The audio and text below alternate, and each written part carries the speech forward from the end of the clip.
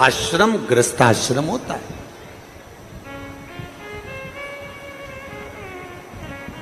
दुनिया का सबसे बड़ा आश्रम गृहस्थाश्रम है। साधु बनना सरल है, सन्यासी बनना सरल है, तपस्वी बनना सरल है, साधक बनना सरल है, उपासक बनना सरल है, पर अपने घर में, अपने परिवार में, अपनी पत्नी, अपने पति, अपने बच्चे, अपने भाई, अपने बंधु, अपने सखा, अपने मित्र, अपने दोस्त और अपने अपनों के साथ में घर में रहना बड़ा कठिन है।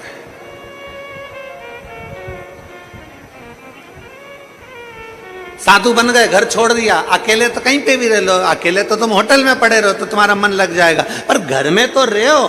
घर में इधर से माता जी कुछ कहे, उधर से पिताजी कुछ कहे, उधर से पत्नी कुछ कहे, उधर से पति कुछ कहे, उधर से भाई कुछ कहे, उधर से बहू कुछ कहे, उधर से रिश्तेदार कुछ कहे, तब घर में रहना बड़ा कठिन हो जाता है। साधु बनना सरल है, तपस्वी बनना सरल है, साधक बनना सरल है, उपासक बनना सरल है, सन्यासी बनना सरल है, पर गृहस्थी बनना सबसे कठिन है। दुनिया का सबसे कठिन काम है गृहस्थ आश्रम में रहना।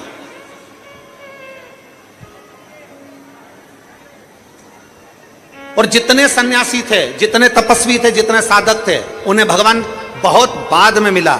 जो गृहस्थी थे उनको भगवान जल्दी मिल गए। मीराबाई गृहस्थी थी, पति परिवार के साथ रहती थी, गिरधर गोपाल मिल गए। कर्माबाई भगवान मिल गए। नामदेव जी भगवान मिल गए। संत तुकाराम जी भगवान मिल गए। मुक्ताबाई भगवान मिल गए। बड़ी सरलता से रामकृष्ण परमहंस भगवान मिल गए। गृहस्थ आश्रम एक ऐसा आश्रम है जिसमें रहकर आप अगर भगवान को एक क्षण भी पुकार रहे हो तो भगवान आपको प्राप्त हो।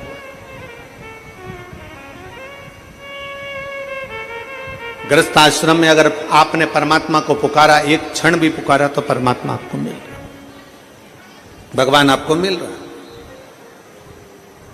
राजा जनक जी ने सुखदेव जी महाराज से कहा कि गृहस्थ आश्रम में पढ़िए, शादी करिए। सुखदेव जी महाराज ने कहा, मैं और शादी, विवाह कैसे कर ले, मैं शादी कैसे कर? नहीं, शादी तो करना पड़ेगा, गृहस्थाश्रम में पढ़ना पड़ेगा, तो मैं किससे शादी करूं? सुखदेव जी महाराज ने पूछा राजा जनक जी से, आप मेरे गुरु हो, आप आज्ञा करिए कि मैं विवाह किससे करूं? इतने में राजा जनक जी ने कह दिया, जन्म, मरण और परण। जन्म, डॉक्टर बोल भी देना कि इतनी तारीख तक डिलीवरी हो जाएगी, इतनी तारीख तक जापा हो जाएगा, पर जब तक मेरा बाबा ना चाहे तब तक जन्म नहीं हो सकता। जब तक मेरा बाबा ना चाहे तब तक जन्म नहीं हो सकता। जन्म, मरण, किसी ने हाथ देखकर कह दिया, पत्रिका देखकर कह दिया, खूब लंबी उम्र है, खूब जियोगे, 80 साल, 90 साल, 100 साल, खूब लंबी उम्र है। मालूम पड़े अटैक आया, निपट गया, बैंक का खाता बंद, चल समाप्त, चला। अब तो किसी ने, महाराज जी तुमने तो पत्रिका देखकर कहा था कि उम्र बहुत है, तुमने हाथ देखकर कहा था कि उम्र बहुत है, और ये तो अटैक आए और चले गए। और किसी किसी को डॉक्टर ने कह दिया कि इसकी अंतिम सांस चल रही है, इसको घर ले जाओ। उसको घर ले गए, 4 बार गोबर से लीप के नीचे सुला दिया तो भी प्राण नहीं छूटे। वो जैसी की जैसी थी, वो जैसा की जैसा ही था, मरा ही नहीं। जन्म, मरण, और तीसरे नंबर पर है परण। परण मतलब शादी, विवाह। किसके साथ होगा, कब होगा, कैसे होगा, कहां होगा, ये उसने निश्चित कर कर रखा। परण ये उसने निश्चित करा।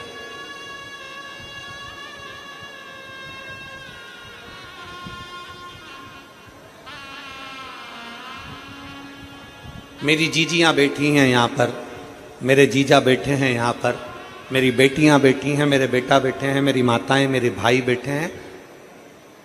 मेरी जीजियों से पूछूं कि आपके घर के लोगों ने आपके लिए कितने लड़के देखे? कितने? ढेर सारे लड़के आप लोगों के लिए देखे, पर आपकी किस्मत में जो लिखा था वही मिला। और यहां मेरे जितने जीजा बैठे हैं, जितने भाई बैठे हैं, जितने बेटे बैठे हैं, उनसे कहूंगा आपके लिए कितनी लड़की देखी, पर तुम्हारे भाग्य में जो लिखी थी वही तुम्हें प्राप्त हो। जन्म, मरण और परण, ये तीन शिव के हाथ। आपके सोचे से कुछ नहीं होगा। सुखदेव जी महाराज जाइए, आपकी भक्ति का बल जब बढ़ेगा, आपके विश्वास का बल बढ़ेगा, आपकी श्रद्धा का बल बढ़ेगा, जब आप भगवान की अविरल भक्ति में डूबने लगोगे, तब भगवान ने तुम्हारे ललाट में जो स्त्री लिखी होगी वो तुम्हें मिल जाएगी। जाइए, चले। सुखदेव जी महाराज वन में पहुंच गए।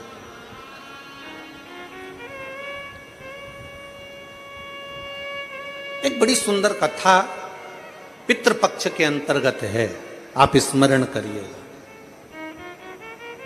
जितने लोग आस्था चैनल पर सुन रहे हैं, फेसबुक यूट्यूब पर सुन रहे हैं, चावल हाथ में लेकर सुन रहे हैं, जो लोग पितरों का चित्र फोटो लेकर सुन रहे हैं, बड़े भाव से सुनिए, बड़े भाव से। शिव महापुराण में पितरों की बेटियों की कथा आती है, विदेश्वर सहित। एक पितर की 3 बेटियां, मैना, धन्या, कला। मैना जी की गोद में पार्वती जी, धन्या सुनैना बनी जिनकी गोद में माता सीता जी, कला कीर्ति बनी जिनकी गोद में राधा जी। ये पितरों की कन्या। राधा जी के नाना जी का नाम पितृदेव है, सीता जी के नाना जी का नाम अगर देखा जाए तो पितृदेव का वर्णन है, पार्वती जी के नाना जी का नाम आएगा तो पितरों का वर्णन आएगा, क्योंकि पितरों की 3 बेटियां हैं, मैना, धन्या और कला।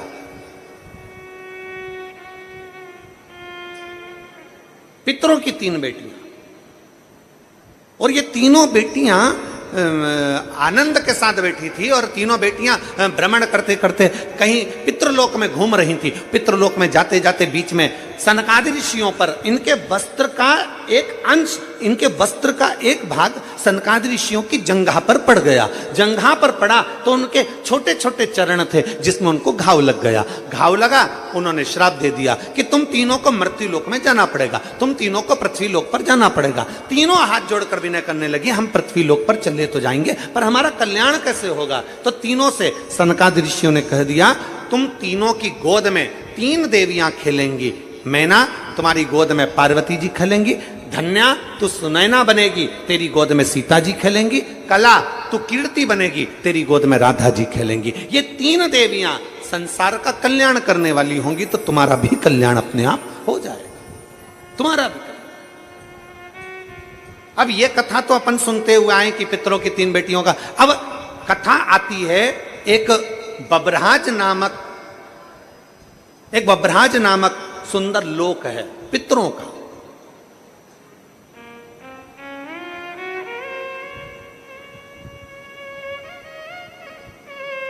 बब्रहाज नामक एक सुंदर पितृलोक है, बड़ा सुंदर पितृलोक है,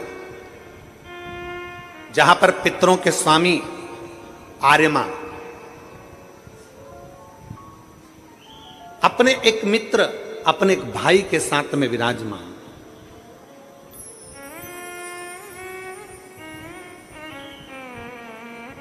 बब्रहाज नामक लोक में बर्हिपक्ष नामक एक पितृदेव रहते हैं।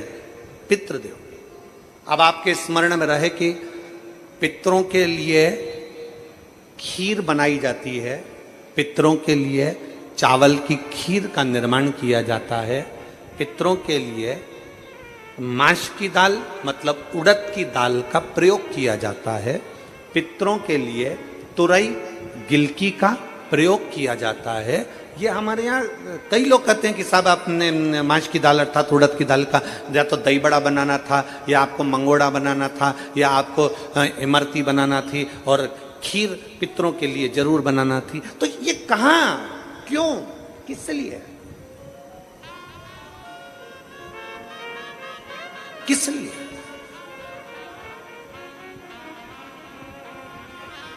शिव महापुराण की कथा कर रही है। बभ्राज नामक सुंदर लोक में, पितरों के लोक में बहिर्पक्ष नाम के एक पितर विराजमान है। ये बहिर्पक्ष पहले पितर नहीं थे, पर ये भगवान शंकर की भक्ति में इतने तल्लीन रहते थे, इतने तल्लीन रहते थे कि भगवान शंकर इन पर प्रसन्न हो गए। इन्होंने अपने जीवन काल में हर महीने जो शिवरात्रि आती है, ऐसी कोई शिवरात्रि नहीं छोड़ी जिस शिवरात्रि पर शंकर का अनुष्ठान ना किया, अर्थात शिव का अभिषेक ना किया, शंकर भगवान की भक्ति ना करी। और कितने किस्मत वाले हो जे नांदगांव वालों, ऐ महाराष्ट्र वालों, नांदगांव वालों को मैं बहुत बहुत साधुवाद देता हूं कि आप जिस कथा को श्रवण कर रहे हो पितृपक्ष में, इसी पितृपक्ष के अंतर्गत 30 तारीख को मासिक शिवरात्रि इस पितृपक्ष की पड़ेगी और आप और हम सब कथा के रसतत्व में बैठे। कितने किस्मत वाले, भाग्यशाली, ये आपके भाग्य की सराहना है। आपको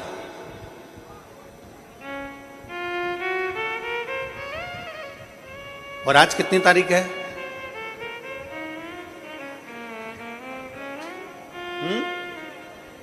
27।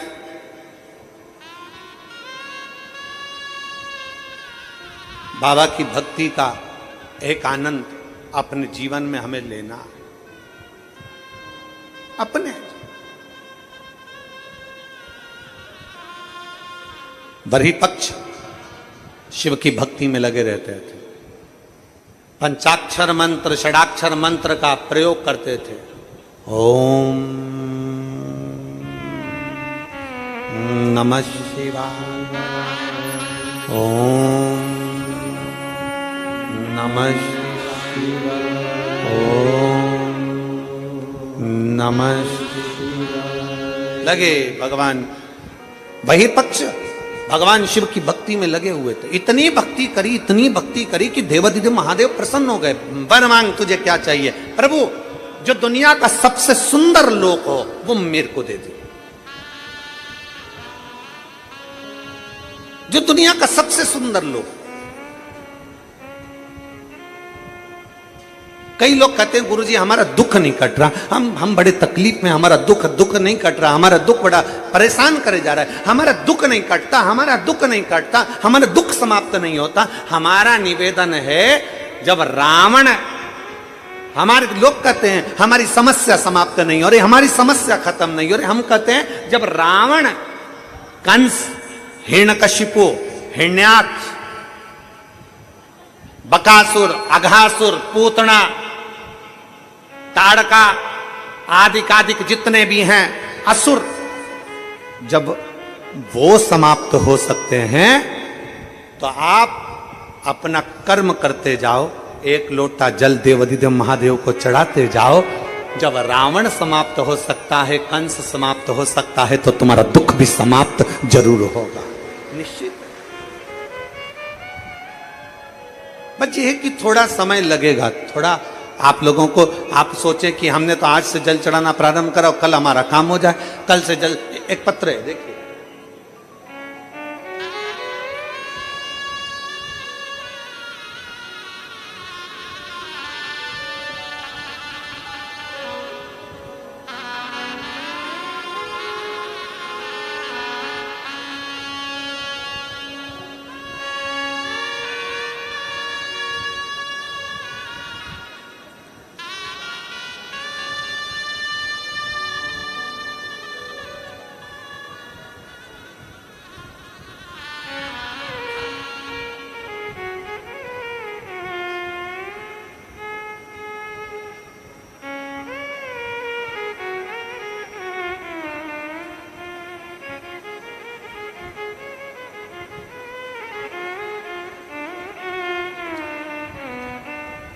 सो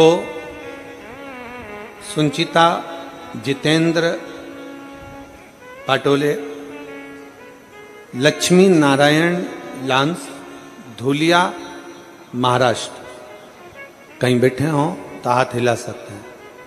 आ जाइए, एक बेलपत्र ले जाइए, आ जाइए, आ जाओ। गुरुदेव, मुझे एक बेटा और 2 बेटियां हैं। मेरे पति बस कंडक्टर हैं, सब कुछ है भी और नहीं भी है। गुरुदेव,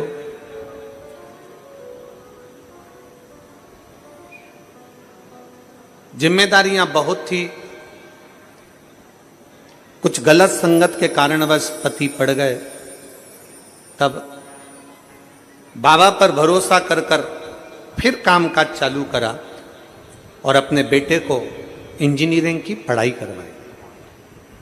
मेरा बेटा इंजीनियरिंग की पढ़ाई तो कर लिया, पर 3 साल निकल गए, पर उसका कहीं जॉब नहीं लगा। मेरा बेटा कहता है, मां कहीं प्राइवेट में भी अगर जॉब लग जाए तो मैं कम से कम तुम्हारे को हेल्प तो करूं, पर प्राइवेट में भी जॉब मिलता नहीं। मेहनत करी, प्राइवेट में जॉब किया, फिर आखिरी में बेटे ने कहा, मां आप कथा सुनती और कथा में वो सियोर वाला महाराज कहता है कि शंकर पर चढ़ाया गया जल कभी खाली नहीं जाता। तब मैंने अपनी पड़ोसन से पूछकर भगवान शंकर के पशुपति व्रत और शिवजी पे 1 लोटा जल का वर्णन अपने बेटे को कहा, और बेटे ने भी पशुपति व्रत और 1 लोटे जल का महत्व को जाना। और बाबा देवाधिदेव महादेव की कृपा का मैं क्या गुणगान करूं गुरुदेव।